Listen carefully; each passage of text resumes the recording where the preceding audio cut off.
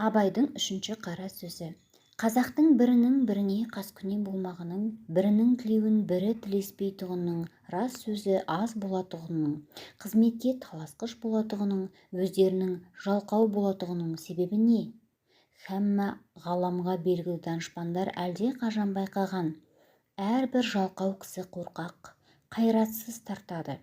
Әрбір қайратсыз қорқақ мақтаншақ келеді.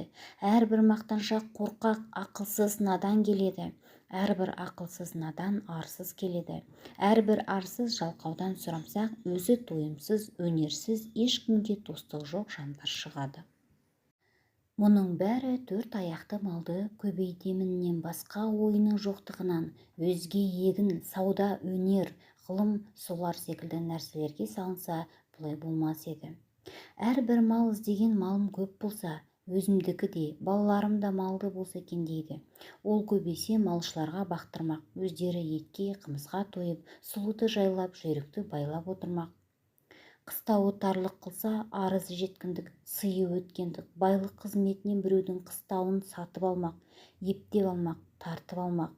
Ол қыстауынан айырылған және біреуге тиіспек, я болмаса орынсыздығынан елден кетпек. Әр қазақтың ой осы. Осылар біріне бірі достық ойлай ала ма? Кейде көп болса, ақысы кем болар еді. Малдан айырылғандар көбейсе, қыстауы босар еді деп, мен ананы кедей болса екен деп, ол мені кедей болса екен деп, әуелде ішімізбен қас сағындық. Әрі берден соң сыртымызға шықты, жауластық, дауластық, партияластық. Осындай қастарға сөзім өтімді болсын, және ептеп мал жиюға күшім жетімді болсын деп қызметке болыстық, билікке таластық.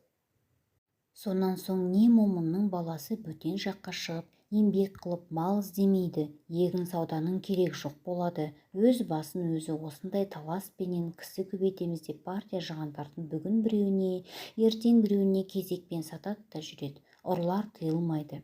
Ел тыныш болса, оның ұрлығын ешкім сүймес еді. Ел екі жар болған соң, кім ант ішіп ақтап, арамдығын жақтап, сүйемін десе, соған жақ болып сүйеніп, бұрынғыдан ұрлығын әлден ешесе асырады. Осы күнде қазақ ішінде ісі білмес кісі білер деген мақал шықты. Оның мәнісі ісіңнің түзулігінен жетпессің, кісіңнің амалшы айлалығынан жетерсің деген сөз. 3 жылға болыс сайланады. Әуелгі жылы сені біз сайламадық па деп елдің бұлдандағындығымен күн өтеді.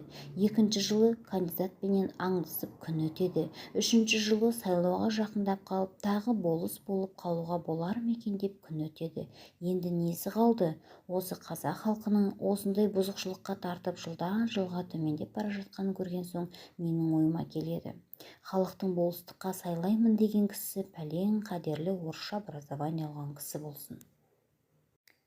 Егер де орталарында ондай кісі жоқ болса, яки бар болса да сайламаса, уездный начальник пенен военный губернатордың назначениесімен болады десе, бұл халыққа бек пайдалы болар еді. Оның себебі, әуелі қызмет құмар қазақ балаларына образование беруге ол да пайдалыс. Екінші назначениемен болған болыстар халыққа міндетті болмас еді, ұлықтарға міндетті болар еді. Уә және назначение алғанда тергеуі, сұрауы барлығына қарамаса, өтірік арыз берушілер азаяр еді, бәлки жоғалар еді. Уә және әрбір болыс елде старшина басы бір би сайланғандық бұл халыққа көп залал болғандығы көрініп, сыналып білінді. Бұл билік деген біздің қазақ ішінде әрбір сайланған кісінің қолынан келмейді. Бұған бұрынғы Қасым ханның қасқа жолын, Есім ханның ескі жолын, әз тәуке ханның күл төбенің басындағы күнде кеңес болғанда 7 жарғысын білмек керек. Ол ескі сөздердің қайсысы заман өзгергендікпенен ескіріп, бұл жаңа заманға келіспейтұғын болса, оның орнына татымды толық билік шығарып, төлеу саларға жарарлық кісі болса керек еді. Ондай кісі аз, еки тіпті жоқ. Бұрынғы қазақ жайын жақсы білген адамдар айтыпты, би екеу болса, дау төртеу болады деп. Оның мәнісі тақ болмаса, жұп билер таласып, дау көбейте береді дегенмен айтылған сөз. Өйтіп би көбейткенше әрбір болыс елден толымды, білімді 3-ақ кісі билікке жыл кесілмей сайланса, олар түссе, жаманшылығы әшкере білгендікпенен түссе, әйтпесе түспесе. Ол билерге даугер адамдар қалмай, екеуі екі кісіні билікке таңдап алып, үстіне біреуді посредникке сайлап алып, біте берсе, егер оған да ынтымақтаса алмаса, бағанағы үш бидің біреуін алып, яки жеребемен сайлап алып жүгінсе, сонда дау ұзамай бітім болар еді. Абайдың төртінші қара сөзі. Әрбір байқаған адам білсе керек, күлкі өзі бір мастық екен. Әрбір мас кісіден ғафил көп өтетұғынын да, әрбір мастың сөйлеген кезінде бас ауыртатұғынын.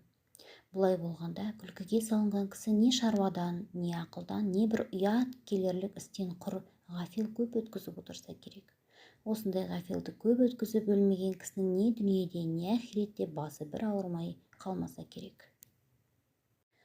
Әрбір уайым қайғы ойлағыш кісі не дүние шаруасына, не ақирет шаруасына өзгеден жинақырақ болса керек. Әрбір жинақылықтың түбі кәніш болса керек. Енді олай болғанда үнемі уайым қайғыменен жүре аламыз ба? Үнемі күлмей жүруге жан шыдай ма екен? Жоқ, мен үнемі уайым қайғыменен бол демеймін. Уайым қайғысыздығына уайым қайғы қылдағы, сол уайым қайғысыздықтан құтыларлық орынды харекет табу керек, һәм қылу керек. Әрбір орынды харекет өзі де уайым қайғыны азайтады. Орынсыз күлкіменен азайтпа, орынды харекетпен азайт.